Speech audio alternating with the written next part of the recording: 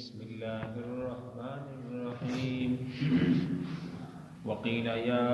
أرض ابلعي ماءك ويا سماء أقلعي وغيض الماء وقضي الأمر واستوت على الجود وقيل بعدا للقوم الظالمين ونادى نوح ربه فقال رب إن ابني من أهلي وإن وعدك الحق وأنت أحكم الحاكمين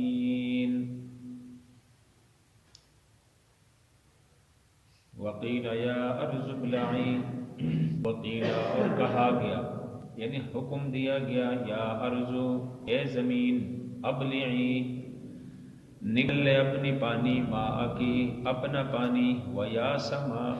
اور اے آسمان اقلعی تم جا روک دے بند کر دے اپنے برسانے والے دروازوں کو وغیض الماء اور خشک کر دیا گیا پانی وقضی الامر اور فیصلہ کیا گیا واستوت علی الجودی اور ٹھہر گئے وہ جودی پہاڑ پر وقیلا اور کہا گیا بعدن دوری ہے للقوم الظالمین ظالم قوم کے لیے بس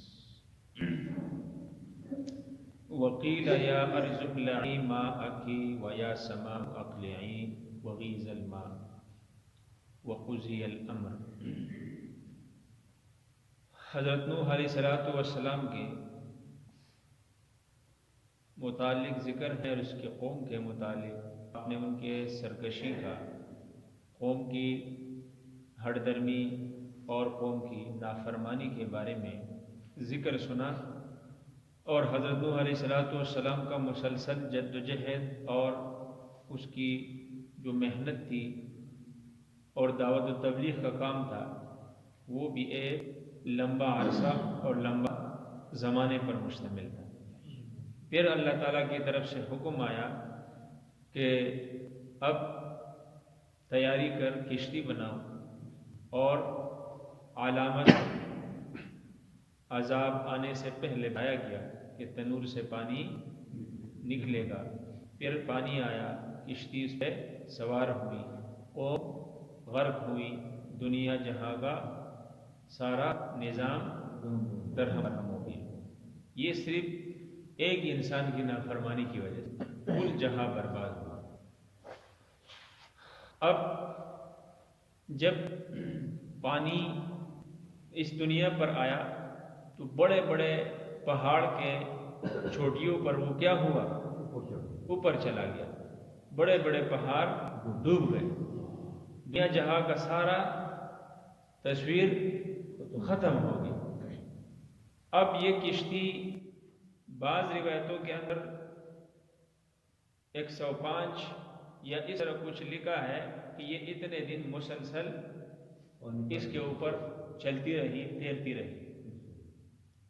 اور کچھ روایت کے اندر ہے کہ یہ 6 ماہ 70 دن، کچھ کے اندر ہے صرف 6 ماہ، یعنی یہ 6 ماہ کا جو روایت ہے یہ زیادہ لوگوں نے نقل کیا ہے۔ تو 6 ماہ مسلسل یہ کشتی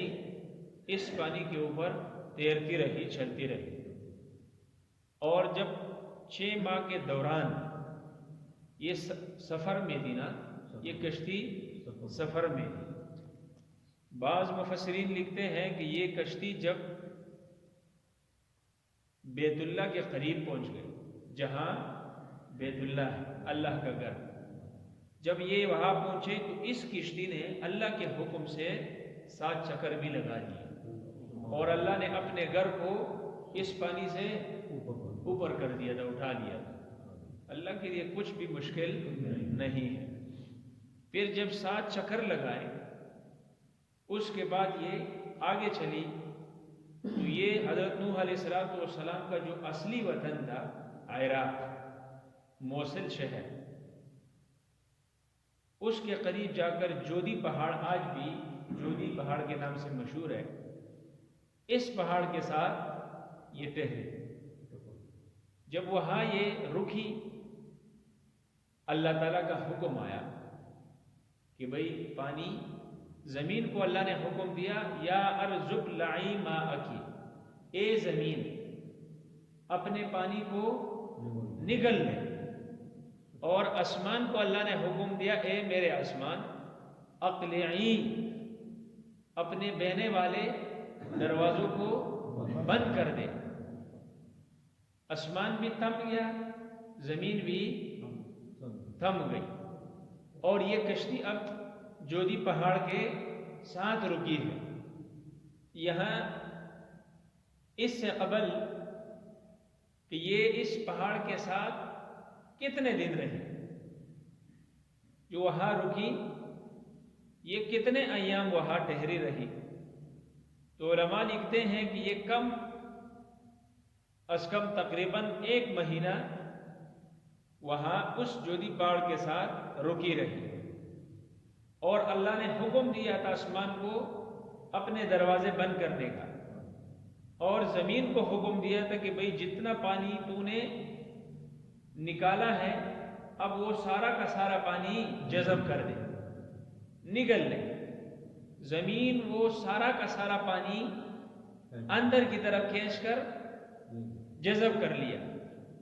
اور جتنا پانی آسمان سے دنیا میں آیا تھا وہ پانی اللہ تعالیٰ نے سمندروں کے شکل میں، بڑے بڑے نالوں اور چشموں کے شکل میں کیا کر دیا؟ تبدیل کر دیا۔ یہ جو بڑے بڑے سمندر ہیں نا، یہ وہی آسمانی پانی ہے جو حضرت نوح علیہ السلام کے قوم پر عذاب بن کے آیا تھا، اور زمین نے جتنا پانی نکالا تھا وہ سب زمین نے۔ لیکن اب یہاں ایک بڑی غور کی بات ہے ہم انسانوں مسلمانوں کے لیے، کہ انسان کے علاوہ جتنے بھی چیزیں ہمیں نظر آتی ہیں ہم سب کو بے شعور سمجھتے ہیں کہ بھئی ان کے اندر کوئی حس نہیں ہے، کوئی شعور نہیں ہے، کوئی ادراک نہیں ہے، جبکہ قرآن کا ایک آیت ہے کہ وَإِن مِّن شَيْءٍ إِلَّا يُسَبِّحُ بِحَمْدِهِ، کہ دنیا جہاں میں کوئی چیز ایسی نہیں ہے جو اللہ کی حمد، اللہ کی تعریف بیان نہ کرتی ہو۔ کوئی چیز جس کے اندر حشرات، کیڑے مکوڑے، ہوائیں، جس کے اندر پہاڑ، زمین، ہر چیز داخل ہے، اور یہاں اللہ نے خطاب فرمایا آسمان سے، دوسرے نمبر پہ خطاب فرمایا زمین سے۔ اب زمین کے اندر شعور ہے، ادراک بھی ہے، لیکن جو ادراک شعور اللہ نے اپنی مخلوقات میں سے انسان کو دیا ہے، وہ شعور اللہ نے زمین کو، آسمان کو، دوسری چیزوں کو نہیں دیا۔ لیکن جتنی ضرورت تھی کہ بھئی یہ اپنے اس شعور اور ادراک کے ساتھ رب کی توحید کو، رب کی قدرت کو پہچان کر اس کی حمد و ثنا بیان کر سکے، اتنا شعور زمین کو اللہ نے دیا،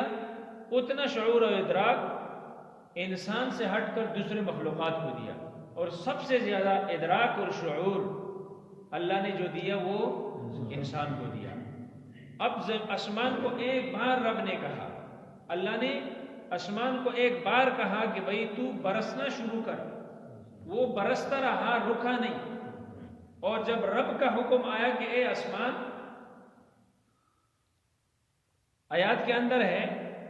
اللہ نے فرمایا وَيَا سَمَاءُ أَقْلِعِي،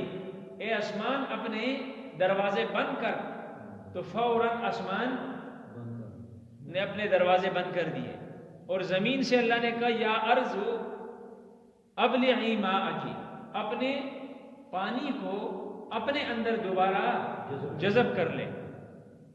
تو فوراً زمین نے بھی اللہ کے حکم کی تعمیل کرتے ہوئے اپنے سارے پانی کو جذب کر لیا۔ جبکہ ہم زمین کو بے شعور سمجھتے ہیں، آسمان کو ہم بے شعور سمجھتے ہیں، لیکن اس بے شعور آسمان کو اللہ کے حکم کی تعمیل کرنے میں کوئی ایک لمحہ بھی دیر نہیں کرنی پڑی۔ زمین کو بھی، اور ہم انسان ہیں کہ اللہ تعالیٰ مسلسل اپنے اس لاریب کتاب اور اس عظیم کتاب کے اندر ہمیں احکام بتاتے ہیں، اس پر عمل کرنے کا حکم کرتے ہیں، اور نواہی بتاتے ہیں، اس سے رکنے کا اللہ حکم کرتا ہے، لیکن ہم ٹس سے مس نہیں ہوتے۔ یہ چیز ہے ہلاکت کرنے کی، کہ انسان کو اللہ نے ہر چیز سے زیادہ ادراک اور شعور دے دیا ہے۔ اب جب دے دیا تو سب سے بڑھ کر انسان کو رب کا پہچان کرنا چاہیے، رب سے ڈرنا چاہیے اور رب کے احکام بجا لانا چاہیے۔ جب انسان ایسا نہیں کرتا تو پھر اللہ کا عبرتناک قسم کا عذاب بھی آ جاتا ہے، اس لیے انسانوں پر سب عذاب آتا ہے۔ تو یہ ایک ہمارے لیے کیا ہے، اس کے اندر عبرت اور نصیحت ہے۔ عقل وغیظ الماء، اور اس کے بعد 6 مہینے یہ کشتی رکی رہی، وغیظ الماء، اور پانی کو خشک کر دیا گیا۔ 6 مہینے اس لیے کہ نوح علیہ السلام دیکھ رہے تھے کہ آیا اب زمین پر اتنا بڑا 6 مہینے مسلسل پانی ٹھہرا رہا، اب زمین رہنے کے قابل نہیں ہے۔ 1 مہینے کے بعد جب نوح علیہ السلام کو پتہ چلا کہ بھئی اب رہائش کی زمین قابل ہو گئی ہے کہ اس پہ ہم رہ سکتے ہیں، اس پہ ہم اپنا نظام چلا سکتے ہیں، تب نوح علیہ السلام اس کشتی سے اترے۔ نوح علیہ السلام کی 3 بیٹوں کا بھی میں نے آپ کو بتایا، وہ بھی سوار تھے۔ قرآن نے ذکر کیا کہ ان 3 سے اللہ تعالیٰ نے آگے انسانیت کی نسل چلائی ہے، اس لیے حضرت آدم کو آدم ثانی کہا جاتا ہے۔ وَقُضِيَ الْأَمْرُ، فیصلہ کر دیا گیا، یعنی فیصلہ جو اللہ کا تھا وہ ہو چکا اور ظالموں کی نام و نشان مٹ گئی۔ وَاسْتَوَتْ عَلَى الْجُودِي، اور یہ کشتی پہاڑ کے سائے رہی۔ وَقِيلَ، اور اللہ نے اس وقت کیا کہا، مسلمان بچ گئے، اللہ کے نام لیوا اس کشتی میں باقی تھے، پھر دنیا میں کوئی نافرمان بندہ باقی نہیں رہا۔ جو فرمان بردار تھے، پیغمبر کے ساتھ تھے، وہ اللہ کو یاد کرتے تھے۔ اور ہاں، یہ کشتی جب چلی تھی تقریباً رجب کا مہینہ تھا، 10ویں رجب میرے خیال میں، اور جب یہ رکی تو 10 محرم عاشورہ کا دن تھا، اور جب عاشورہ کے دن یہ کشتی رکی اور نوح علیہ السلام اترے تو نوح علیہ السلام نے خود بھی روزہ رکھا، اور وہ روزہ شکرانہ تھا، اور اپنے اس جو 7 مسلمان تھے ان کو بھی کہا کہ بھی روزہ رکھو، اللہ کا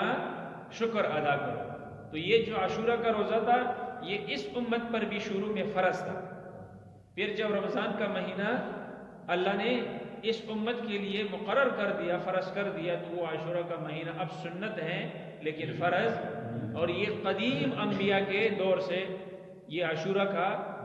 جو روزہ ہے اس کی برکت اور عاشورہ کا روزہ چلتا آ رہا ہے۔ تو وقیل، اللہ نے فرمایا، بعداً، آج کے بعد دوری ہو، یعنی دور رہیں، دور ہو گئے، للقوم الظالمین، کس سے؟ اللہ کی رحمت سے ظالم لوگ۔ اور ظالم کون ہے؟